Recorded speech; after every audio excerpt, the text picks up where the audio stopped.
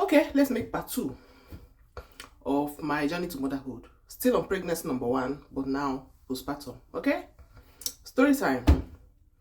So after the whole giving birth shenanigans, you will think that I'll carry my body, my painful self, all the pains and everything. You will think I'll carry them to my house and go and sleep and rest. Akwea? Maybe one. So it happens that my daughter had jaundice.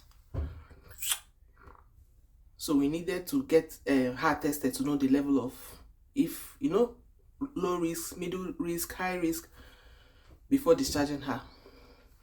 She got tested. It was not high. It was low, but they discharged us. Okay, this is what happened. They discharged us and asked us to go back tomorrow to University College Hospital and do the testing again. We went back to test for the jaundice, and it happened that it doubled. Okay, let's take for instance, yesterday when we tested it was 5. Now the next day we went back, it was now 9 point something. You can see. Now we had to contact the doctor, that's my gynecologist.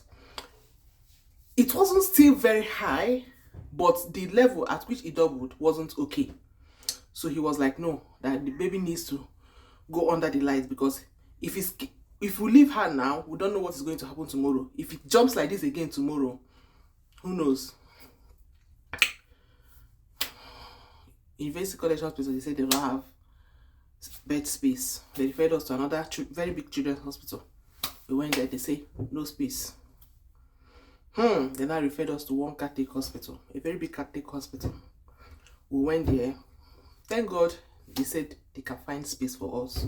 Now, the doctor we met, because by the time, after all this wahala, by the time we ended up at the Catholic hospital, it was already, let's say night. It was already very, very late.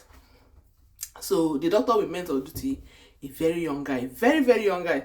Even when we entered, I was like, is this the doctor? Okay. This doctor, after going through my daughter's file and everything, her test results and everything, you know what this doctor said? That my daughter needs blood transfusion. In my mind, I was like, not even in my mind, I told him, I said, that was not what they said. They said my daughter needs phototherapy. And he said she needs blood transfusion. Why?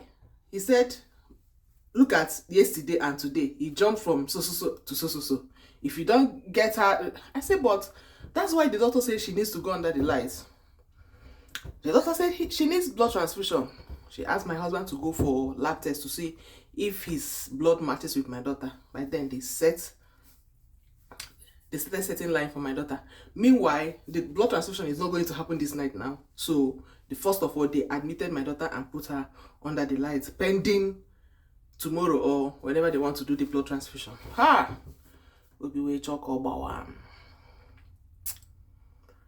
Mind you, I was having pains, the episiotomy, the whole stitches that they gave me.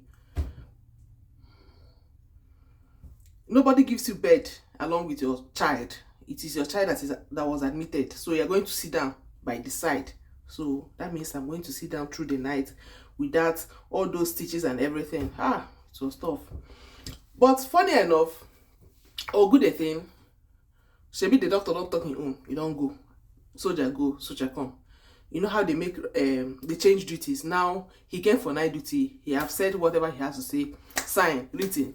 You don't go. Be the next day, another doctor came for her duty. Now she's a female doctor. Now when she was making her rounds, when she came to my daughter's bed, she went through my daughter's file and she was like, why did the doctor say that your child needs blood transfusion? I said, I don't know. Tell me.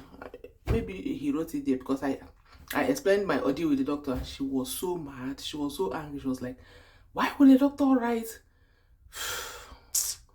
She was so disappointed.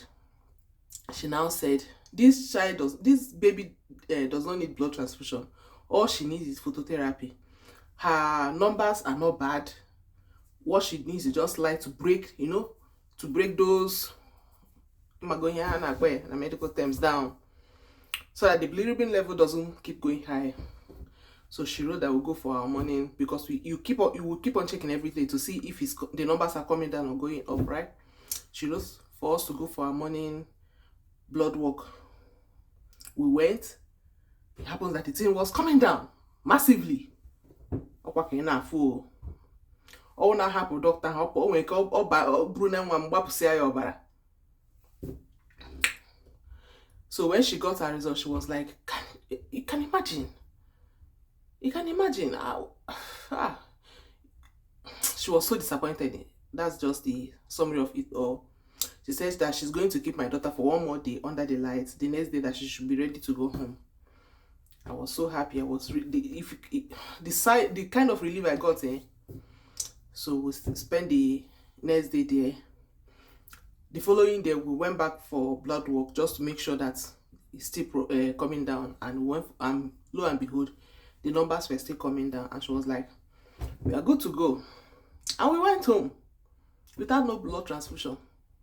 Obere doctor chọrọ iji nwa m shine. Kasị na ọ na-arụka. And then we went home, we continued our healing journey from home.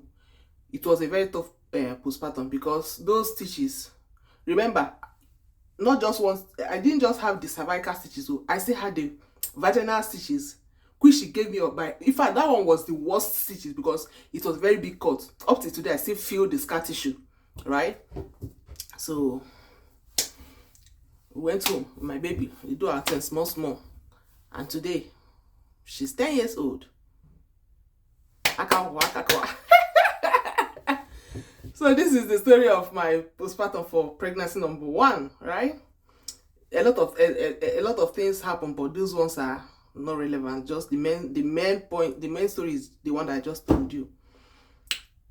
So sometimes most of these doctors, they do too much.